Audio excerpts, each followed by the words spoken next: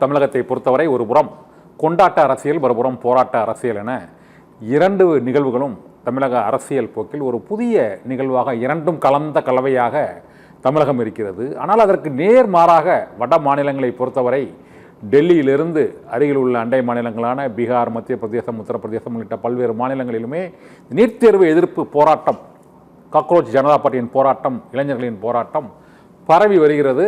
இதற்கான எதிர்ப்பும் அதன் விளைவுகளும் இதுவரை இல்லாத அளவுக்கு, இந்தியா எதிர்கொள்ளாத அளவுக்கு இந்திய கல்வி முறையை கேள்விக்குறியாக்கி உள்ளன. இந்த கொண்டாட்ட அரசியல், போராட்ட அரசியல் தொடர்பாக நம்மிடையே விவாதிப்பதற்காக எழுத்தாளர், பத்திரிகையாளர், இயக்குனர் ஆபிரகாம் கோடங்கி நம்மோடு இணைந்திருக்கிறார். அரசியல் விமர்சகர். இதே போல தாவேக ஆதரவாளர், அரசியல் விமர்சகர் மலைக்கோட்டை பழனிசாமி இருவரும் இணைந்திருக்கிறார்கள். இருவரையும் வரவேற்று இந்த போராட்ட அரசியல், கொண்டாட்ட அரசியலும் சொல்லக்கூடிய செய்திகள் என்ன என்பது குறித்து நாம் பார்க்கலாம். முதலில் அரசியல் விமர்சகரும் இயக்குனருமான கோடங்கி ஆபிரகாமிடம் கேட்கலாம். சார், இன்னைக்கு பல்வேறு தடைகளை கடந்து ஜனநாயகன் திரைப்படம் வெளியாகி இருக்கிறது. முதலமைச்சர் விஜய் மற்றும் 3 அமைச்சர்களும் அதில் நடித்திருக்கிறார்கள். இன்று அந்த திரைப்படம் அவர்களுக்கு ஒரு வெற்றி விழா போல, ஏனென்றால் தேர்தலுக்கு முன்னரே அதை திரையிடுவதற்கான முயற்சியில் ஈடுபட்டு பல்வேறு தடைகளுக்கு பிறகு வெளியிடப்பட்டிருக்கிறது. இன்று அந்த ஜனநாயகன் திரைப்படம் வெளியீட்டை ஒட்டி தமிழகம் முழுவதும் ஒருவே அந்த ரசிகர்கள் மற்றும் தமிழக வெற்றி கழகத்தினர் கொண்டாட்டத்தில் ஈடுபட்டு வருகிறார்கள். மறுபுறம் அதே திரையரங்குகளுக்கு அருகிலேயே மறுபுறம் நீட் தேர்வு எதிர்ப்பு போராட்டங்களும் பெரிய அளவில் நடைபெற்று வருகின்றன. நேற்று மட்டுமே ஒரு 2500 பேர் போல கைது செய்யப்பட்டிருக்கிறார்கள். இதே போல டெல்லியிலும் வட மாநிலங்களிலும் இந்த நீட் தேர்வு எதிர்ப்பு போராட்டம் என்பது இப்போது வலுவடைந்திருக்கிறது. மத்திய அமைச்சர் பதவி விலக வேண்டும் என்ற கோரிக்கை. நம்ம தமிழக அரசினோட கொள்கையும் நீட் தேர்வு அறவே கூடாது என்பதுதான் என்று முதலமைச்சர் விஜய் ஏற்கனவே அறிக்கையை வெளியிட்டிருக்கிறார். இந்த சூழ்நிலையில் இந்த போராட்ட அரசியலும் கொண்டாட்ட அரசியலும், ஒரு புறம் இளைஞர்களின் கொண்டாட்டம், மறுபுறம் போராட்டம் என்ற இந்த அரசியல் போக்கு என்ன சொல்றதான்னு நினைக்கிறீங்க சார்? சத்தியம் நேயர்களுக்கு வணக்கம். ஆக்சுவலா என்னன்னா, நம்ம தமிழ்நாடு தான் முதலாக நீட்டுக்கு எதிராக குரலை உயர்த்தியது, தொடங்கியது. தொடக்க புள்ளி தமிழ்நாடு தான். அதை யாராலும் மறுக்க முடியாது. இன்றைக்கு நாம் வைத்திருக்கிற அந்த தொடக்க புள்ளியினுடைய வீரியம் இன்னைக்கு நாடு முழுக்க பரவி இருக்கு. பெரும்பாலும் பாத்தீங்கன்னா வடக்கன்ஸ்னு நம்ம அவர்களே ஒரு மாதிரி வேறு மாதிரி பேசுற காலகட்டம் மாறி போய் இன்னைக்கு வடக்கில் இருப்பவர்கள் மிக தெளிவாக எது நாட்டுக்கு தேவை, எது மாணவர்களுக்கு தேவை, எது எதிர்காலத்திற்கு தேவை என்பதை உணர்ந்து மிகப்பெரிய போராட்டத்தை தொடங்கி இருக்கிறார்கள். நம்ம ஊர்ல எப்படி ஒரு ஜல்லிக்கட்டு போராட்டம் தன்னெழுச்சியாக தொடங்கியது, அதுக்கு யாரும் தலைவர் எல்லாம் கிடையாது சார். ஜல்லிக்கட்டு போராட்டம் தொடங்கிய போது தலைவர்கள் இவர்கள் வந்தாரெல்லாம் கிடையாது. தன்னெழுச்சியாக எல்லா ஊர்களிலும், எல்லா நகரங்களிலும், எல்லா மாவட்டங்களிலும் குழுக்களாக அங்கங்கே போராட்டம் நடத்துறாங்க. மிக கண்ணியமாக மெரினாவில் மிகப்பெரிய போராட்டம், வரலாறு காணாத அளவுக்கு ஒரு அமைதி அறவழி போராட்டம்.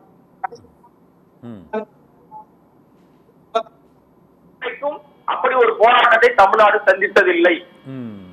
அந்த அளவுக்கு நேர்த்தியாக நடந்த மாதிரி தான் இன்றைக்கு டெல்லியில மாணவர்கள் மிகப்பெரிய ஒரு போராட்டத்தை தன்னெழுச்சியாக அதை எடுத்துக்கிட்டு இருக்காங்க. ஆக்சுவலா ஒரு சாதாரணமாக ரொம்ப கேவலமாக அருவருப்பாக பார்க்கப்படக்கூடிய காட்டாம்பூச்சி அப்படின்ற ஒரு வார்த்தை இன்றைக்கு இந்தியாவை மட்டுமல்ல உலகின் பல நாடுகளை இந்தியாவை நோக்கி திரும்பி பார்க்க வச்சிருக்கு.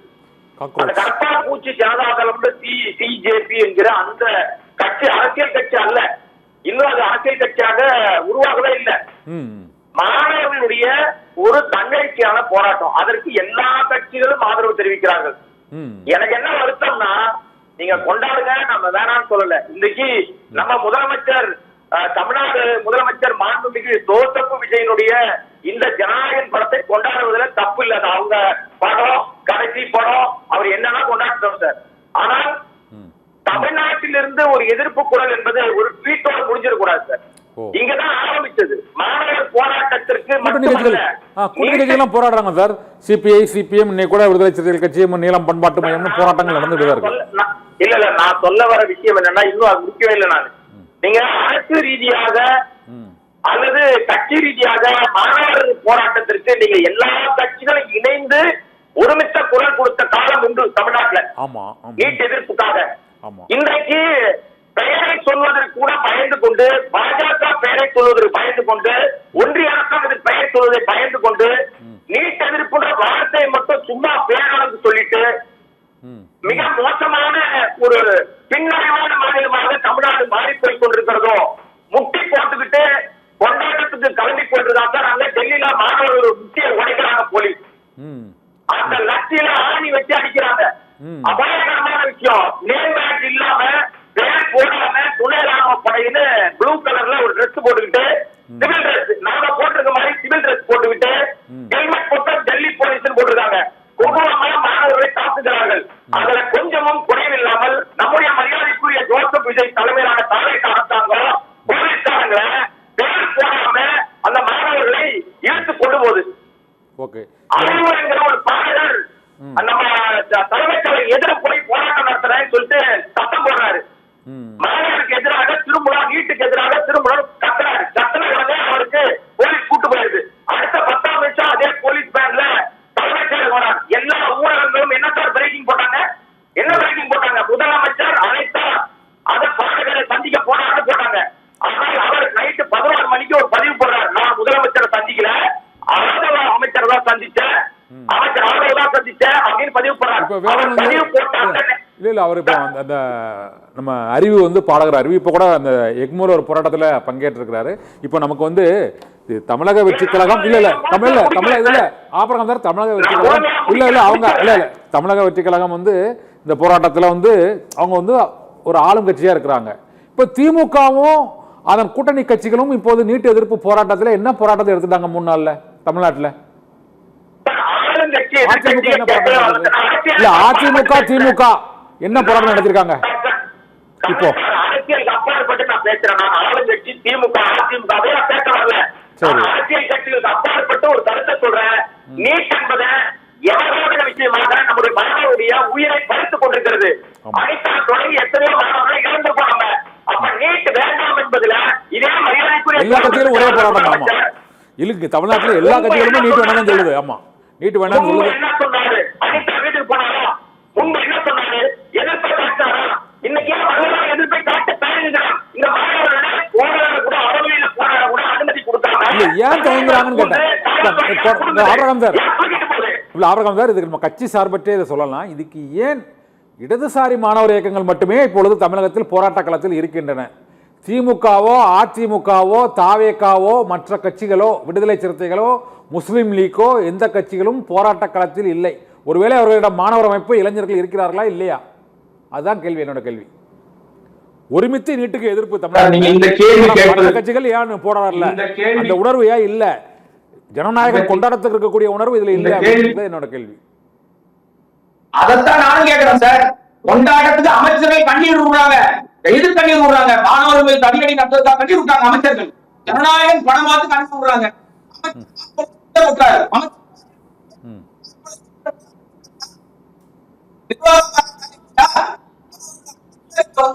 என்ன மாணவர்கள் ஏதாவது போராட்டம் ஓட்டம் வச்சாங்களா, பஸ்டம் வச்சாங்களா, என்ன பண்ணாங்க?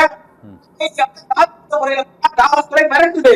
கல்லூரி வாசல்ல போய் கல்லூரிக்குள்ள போய் கைது பண்ணது. கூட கோடி எத்தனை மந்திரி ஒரு இடத்துல அந்த ஆடியோல ஏதோ தொழில்நுட்ப சிக்கல் இருக்கு. நான் இப்போ வந்து இந்த மலைக்கோட்டை பழனிசாமி போயிட்டு வரேன். ஆபரகம் சார் கொஞ்சம் ஆடியோல ஏதோ சம் ப்ராப்ளம்.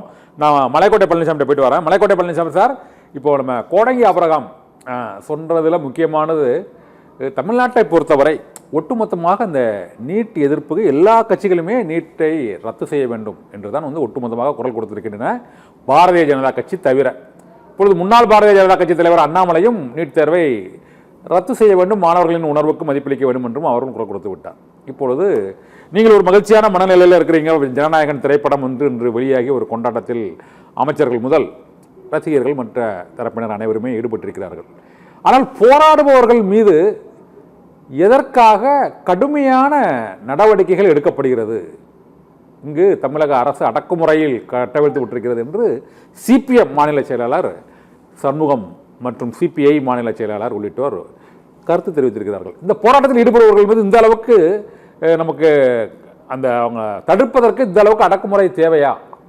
ஏன்னா அரசோட கொள்கை, முதலமைச்சரோட கொள்கையும் விருப்பமும் அரசின் இலக்கும் நீட் தேர்வை ரத்து செய்ய வேண்டும், அறவே ரத்து செய்வதுதான் தீர்வு என்று கூறியிருக்கிறார்கள். அது தற்காலிகமாக ஒரு கங்கரன் லிஸ்ட்டில் கூட அதை வந்து கொண்டு வரலாம், ஒரு இன்டீரியர் கங்கரன் லிஸ்ட்டில் கொண்டு வரலாம், தற்காலிக மாநில பட்டியலில் கூட கொண்டாலும் முதலமைச்சரை தெரிவிக்கும் போது அந்த எதிர்ப்பு போராட்டத்திற்கு இந்த அளவுக்கு ஏன் அடக்குமுறை? சொல்லுங்க மலைக்கோட்டை பழனிசாமி சார். சத்தியம் டிவி நேயர்களுக்கு வணக்கம்.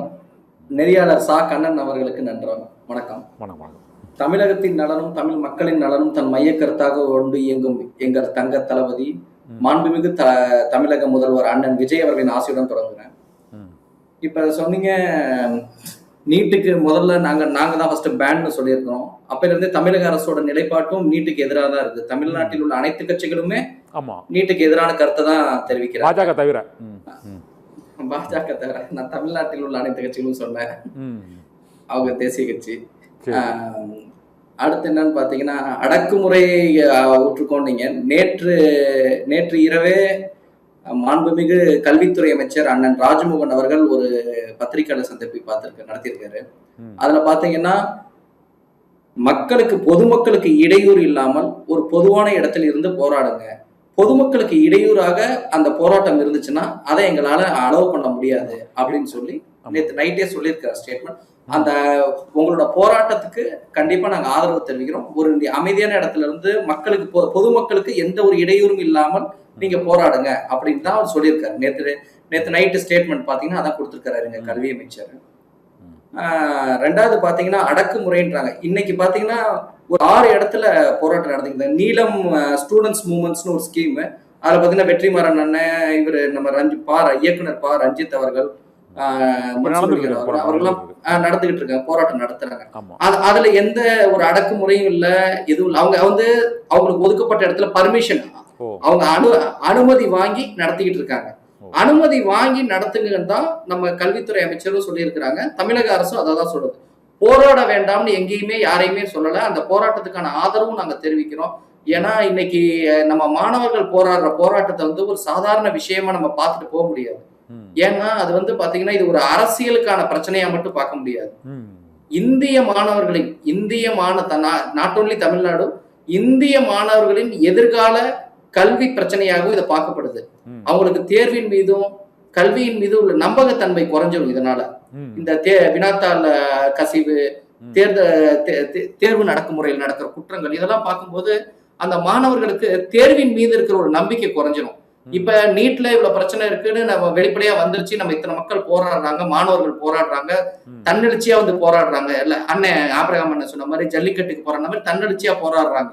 இன்னும் நமக்கு தெரியாம ஜே2ல என்னென்ன பிரச்சனைகள் இருக்கு. அதாவது ஜேடபிள்யூனா ஐஐடிக்கான என்ட்ரன்ஸ் உங்களுக்கு தெரியும்னு நினைக்கிறேன். அது மாதிரி இன்னும் நிறைய இந்திய அளவில் நடத்தப்படும் தேசிய அளவிலான தேர்வுகளுக்கு இன்னும் என்னென்ன பிரச்சனைகள் இருக்குன்னு நிறைய அதையும் அலசி ஆராயிறப்ப இந்த பிரச்சனையை ஒரு காரணமா வச்சு நம்ம அதையும் நம்ம அலசி ஆராயணும். நீட் ஒரு முக்கியமான பிரச்சனை. ஏன்னா இந்தியாவோட மருத்துவர்களை உருவாக்கும் தேர்வு அது. இதுல ஒரு சின்ன பாயிண்ட் நான் சொல்ல விரும்புறேன். இந்த தேர்வை இந்தியா முழுவதும் தேசிய அளவில் நடத்துறதுக்கு நம்ம மத்திய அரசு செலவிட தொகை பாத்தீங்கன்னா 1.22 லட்சம் கோடி. நம்ம மாணவர்கள் அதுக்காக ப்ரிப்பரேஷனுக்காக அந்த சென்டர்ஸ் எல்லாம் வச்சு படிக்கிறாங்கல்ல, ஃபீஸ் கட்டி, அதுக்காக மாணவர்கள் செலவிடும் தொகைன்னு பாத்தீங்கன்னா 1.32 லட்சம் கோடி. இப்ப 1.22 லட்சம் கோடி செலவு பண்ணி ஒரு எக்ஸாம் நடக்குது. அந்த எக்ஸாம்ல வினாத்தாள் லீக் ஆகுது, பல தேர்வு நடக்கும் முறையில சில குற்றங்கள் நடக்குது. இதுவரை கடந்த 10 ஆண்டுகள்ல 152 முறை வினாத்தாள் கசிவு நடந்திருக்குது. அதுல குற்றம் சாட்டப்பட்டவர்கள் யாரும் இன்னும் பெரிய லெவல்ல தண்டிக்கப்பட்டதா பொது வெளியில வரல. எனக்கு தெரியல, மேபி வந்திருக்கலாம், ஆனா எனக்கு தெரிஞ்சு வரல. அதுல குற்றம் சாட்டப்பட்ட கோரிக்கை நியாயமான கோரிக்கை தான். மத்திய அமைச்சர் தர்மேந்திர பிரதான் பதவி விலகினால் இந்த பிரச்சனை தீர்ந்துருமா சார்?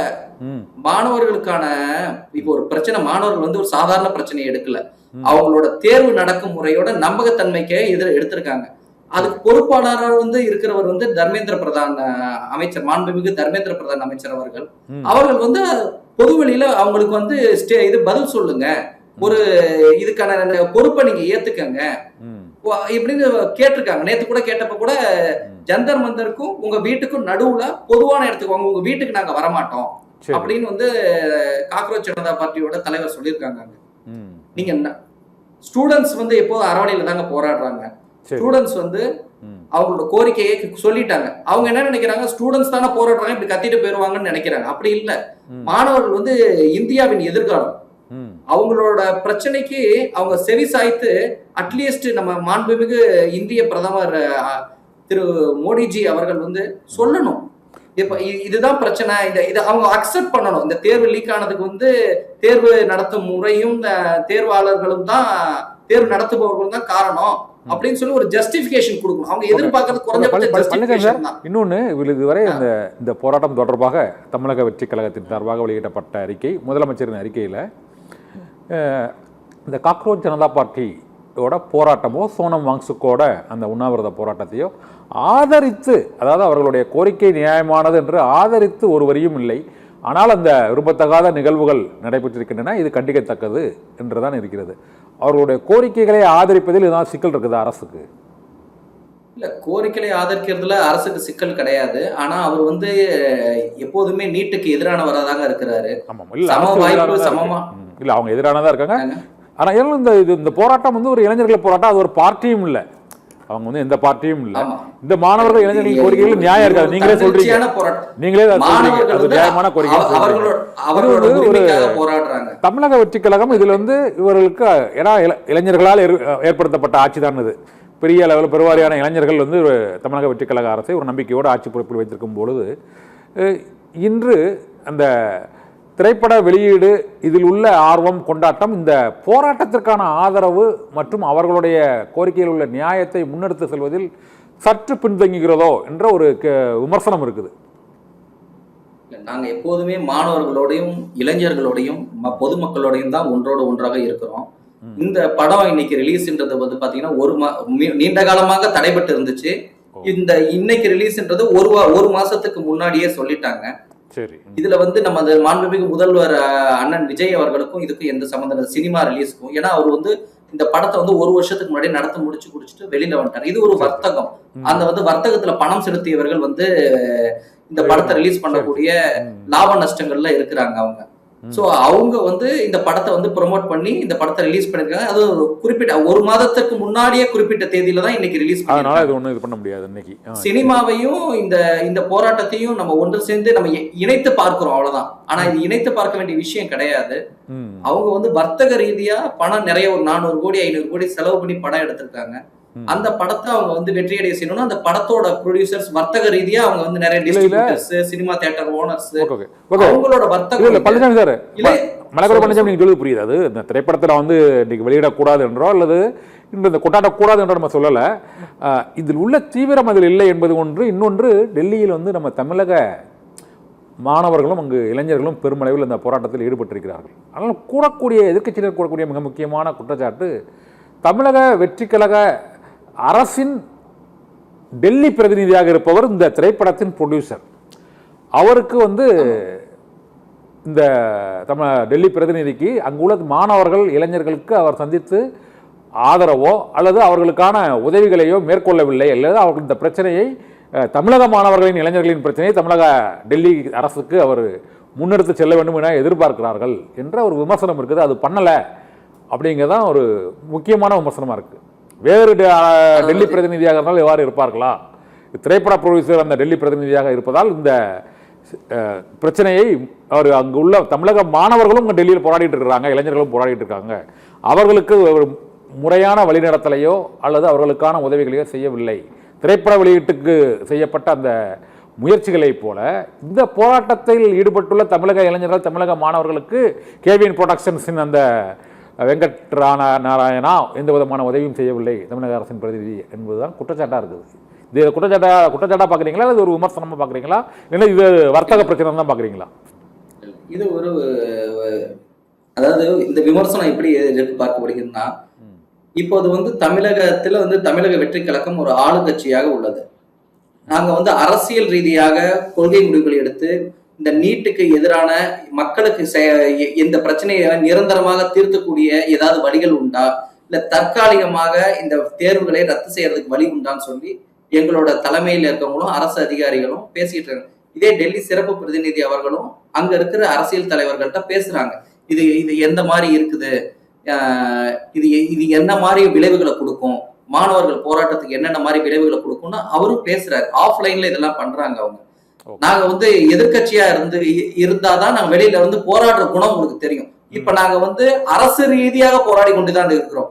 நீடை முழுமையாக தடை செய்வதா, இல்ல நீட்டுக்காக எக்ஸாமுக்காக நம்ம கிராமப்புற மாணவர்களையும் தயார் செய்வதா, இல்ல தற்காலிகமாக நீட்டை நிறுத்தி வைப்பதா அப்படின்ற போராட்டங்கள்ல தான் எங்களோட கட்சி தலைமையும் எங்கள் தமிழக மாண்புமிகு முதல்வர் அண்ணன் விஜய் அவர்களும் ஈடுபட்டு கொண்டிருக்கிறார். அவர் வந்து இப்ப வந்து மக்கள் ஒரு வகையான போராட்டம், மாணவர்கள் ஒரு வகையான போராட்டத்தில் இருந்தாங்கன்னா, அவர் சட்ட ரீதியாகவும் அரசு ரீதியாகவும் அரசியல் ரீதியாகவும் இதை எப்படி மீட்டெடுக்கலான்ற போராட்டத்தில் தான் அவர் இருக்கிறார். தென் பாத்தீங்கன்னா நீங்க வந்து மலைச்சாமி சார் அரசியல் ரீதியாக ஏற்படுத்திருக்காரு. நம்ம கொடங்கி அப்ரகாம் சார்கிட்ட கேட்கலாம். கொடங்கி அப்ரகாம், இப்போது தமிழக அரசின் டெல்லி பிரதிநிதி தற்போது வெளியாகியுள்ள ஜனநாயகன் படத்தின் தயாரிப்பாளர் வெங்கட் நாராயணா இந்த போராட்டத்தில் அவர் தமிழக இளைஞர்கள் மாணவர்களுக்கு அரசு ஆஃப்லைனில் அவர் உதவி பண்ணுறாரு, அது அதிகாரப்பூர்வமாக அவர் பண்ண முடியாத சூழ்நிலையில் இருக்கிறாரு அப்படின்னு நம்ம மலைக்கோட்டை பழனிசாமி சொல்றாரு. நீங்க எப்படி ஃபீல் பண்றீங்க? டெல்லி பிரதிநிதி இந்த அளவுக்கு செயல்படலாமா? கண்ணன் சார் மாத்தி சொல்றீங்க. அதிகாரப்பூர்வமா அவர் வந்து அந்த வகையால் அவர் ஒரு முயற்சி எடுத்துக்கிட்டு இருக்காருன்ற. ஓகே, இல்ல அந்த விமர்சனத்துக்கு நீங்க சொல்றீங்க. ஓகே, இது உங்களோட பார்வை. நம்ம கொடங்கி அப்புறம் கேட்கலாம். டெல்லி அரசு வந்து நிறைய விஷயம் நான் புரிஞ்சுக்கிட்டேன். சகோதரர் இப்ப சொன்ன தகவல் இருக்குல்ல, உடனே அவரே வந்து அதுல வந்து ஐயோ தப்பாயிடக்கூடாது, ஏன்னா வந்து பொதுவெளியில் பேசும்போது தமிழமா பேசணும்னு ரொம்ப அழகா இல்ல நான் அப்படி சொல்லலன்றாரு. என்னன்னா நீங்க அவர் போய் அங்க ஆஃப்லைன்லயோ ஆன்லைன்லயோ ஏதோ ஒரு விஷயம் பண்றாருன்னு சொல்றாரு இல்லையா, இதை வெளிப்படுத்துவதற்கு தாவே அரசுக்கு என்ன தயக்கம்னு கேட்கிறேன். அதாவது போராட்டத்தோட மாணவர் போராட்டத்துக்கு வந்து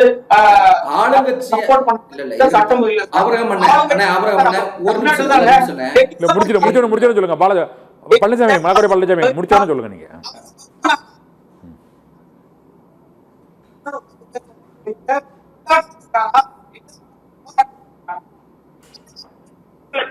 நீங்க ஏன் மறைமுகமா தெரியுங்க? நீங்க பாஜக கூட்டணியே இல்ல, உண்மைதானே? பாஜக தமிழக இல்ல. அப்ப இங்கதான் தமிழ்நாட்டில் ஆரம்பிச்சு டெல்லியா போராட்ட மாட்டாங்க மாணவர்கள். அப்ப அந்த மாணவர்களுக்கு ஆதரவு அளிக்க எல்லா கட்சியும் போறாங்க, எதிர்கட்சி போறாங்க, எல்லா கட்சியும் போறாங்க. அந்த கட்சியில பாஜகவோட இணக்கமா இருக்கா இல்லையானதை தாண்டி எல்லாருமே அங்க போய் சம்பந்தப்பட்டவர்களை சந்திக்கிறாங்க. ஒரு பொய்யாக ஒரு பரப்பரை ஒண்ணு வெளியே வருது. பெரம்பூர்ல நம்முடைய முதலமைச்சர் போன அந்த வீடியோ எடுத்து ஜந்தர் மந்திருக்கு போனாருன்னு ஒரு போலியாக வட இந்தியாவில பரப்பிட்டு இருக்காங்க. யார பரப்பலாம்? நீங்க அது பொய்யல் போலையில் சொன்னீங்களா? என்னைக்காவது அதை வெளிப்படுத்தினீங்களா? செக் பண்ணீங்களா?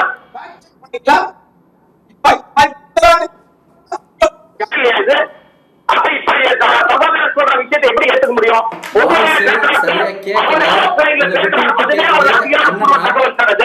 இவர் தகவல் பேசுறாரு, தகவலுக்கு ஆதரவு நிலையில பேசுறாரு. அவர் தயாரிப்பாளர், அவர் வந்து அரசாங்கத்துக்கிட்ட ஆப்பையில அதை எப்படி நிப்பாட்டலாமா, நிறுத்தலாமா, நிப்பாட்டிடலாமா, இல்ல பாதையா நிறுத்தலாமா, முழுமையா நிப்பாட்டலாமா அவர் ஏதோ முயற்சி எடுக்கலாம்னு பேசுறாரு. இதை எப்படி எடுத்துக் கொள்வது நமக்கு புரியல.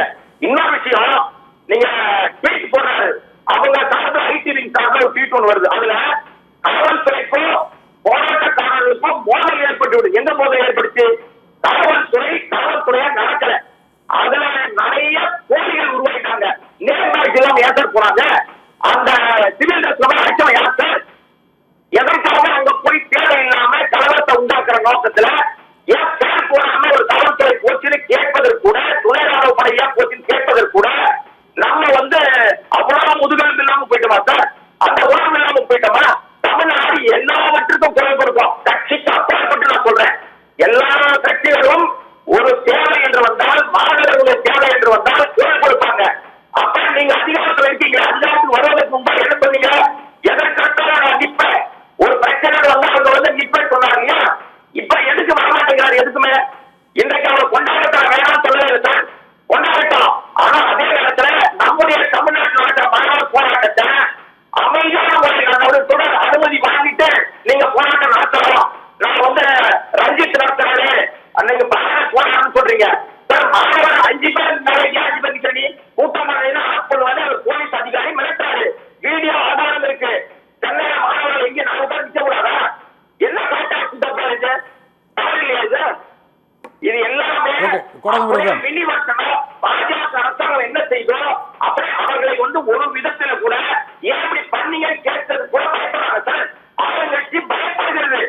இன்னைக்கு அவங்க வெறும் ஜனநாயகம் கொண்டாட வந்தாங்க. மாணவர்களுடைய கல்வித்தரம் பயன்பட்டு போச்சு, அசமாப்பட்டு. இதை குறித்து கவலைப்படுவதற்கு கூட துளி கூட அக்கறை இல்லாத கல்வி அமைச்சர் சொல்றாரு. தப்பு தப்பான தகவல் சொல்றாரு. பட்டியல சேரணும். என்ன பேசுறோம் நம்ம?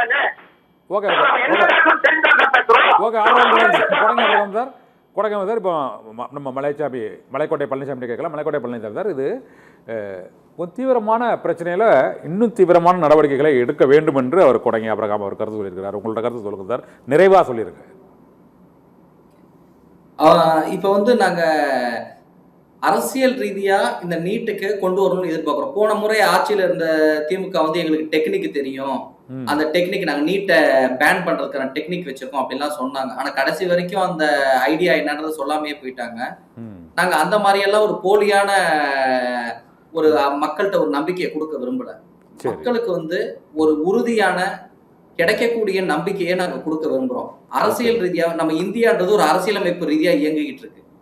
இப்ப போராட்டம் நடத்துற மாணவர்கள் அவங்களோட உரிமையையும் அவங்களுக்கு தேவையான அந்த இழந்த அந்த வினாத்தாள் கசிவுக்கான இதையும் ஏற்க சொல்லி போராட்டம் நடத்துறாங்க. சரிங்களா? அந்த மாதிரி எங்க தளபதி எங்க முதல்வர், தமிழக முதல்வர் இது சட்ட ரீதியா நம்ம எடுத்து எப்படி தமிழக மக்களுக்கும், தமிழக மக்களுக்கு ஒண்ணு நடந்துச்சுன்னா அதை ரெஃபரன்ஸ் காட்டி எல்லா மாநில முதல்வர்களும் கேட்டு வாங்கிடுவாங்க. சோ அவர் சட்ட ரீதியா இதை எப்படி எடுத்துட்டு போலாம், இதுக்கு நீட்டை பேன் பண்றது எப்படி, சரி போராடுறாங்க.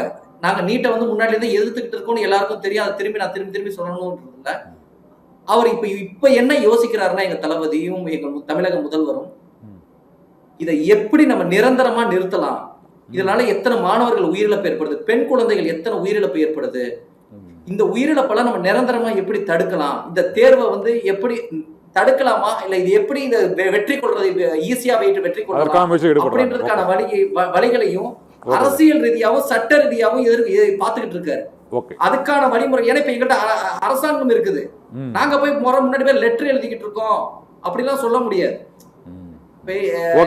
நாங்க லெட்டர் கடிதம் அனுப்பியிருக்கோம், ஒரு டெக்னிக் இருக்கு அப்படின்ற போலியான வாக்குறுதிகளை நாங்க கொடுக்க முடியாது. இந்த தடவை பாத்தீங்கன்னா நாங்க அரசாங்கத்திலேயே இருக்கிறதுனால அரசியல் ரீதியாவும் சட்ட ரீதியாவும் மக்களுக்கும் மாணவர்களுக்கும் எப்படி இதுல இருந்து ஒரு நிரந்தர விடுதலை, அதாவது நீட் தேர்விலிருந்து ஒரு விடுதலையா, இல்ல நீட் தேர்வை எளிய முறையில் கிராமப்புற மாணவர்களும் இந்த தேர்வை தேர்ச்சி அடைகிறதுக்கு ஏதாவது வழிகள் உண்டா, இது எல்லா மயில்சாமி அண்ணாதுரை அவர்களை முன்னுதாரணமா கொண்டு வந்தது இதுதான்.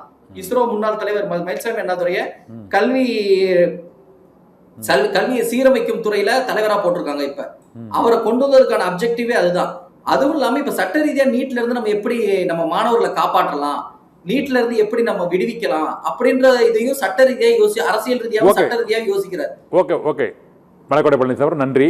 ஆபிரகாம் கொடங்கி இருவரும் இந்த நீட் தேர்வு எதிர்ப்பு போராட்டமும் தமிழகத்தில் இந்த ஜனநாயகன் கொண்டாட்ட அரசியலும் ஏற்படுத்தியுள்ள இந்த அரசியல் ரீதியான விமர்சனங்களுக்கு இருவரும் அவரவர் தரப்பு கருத்துக்களை தெளிவாக எடுத்திய மிக்க நன்றி.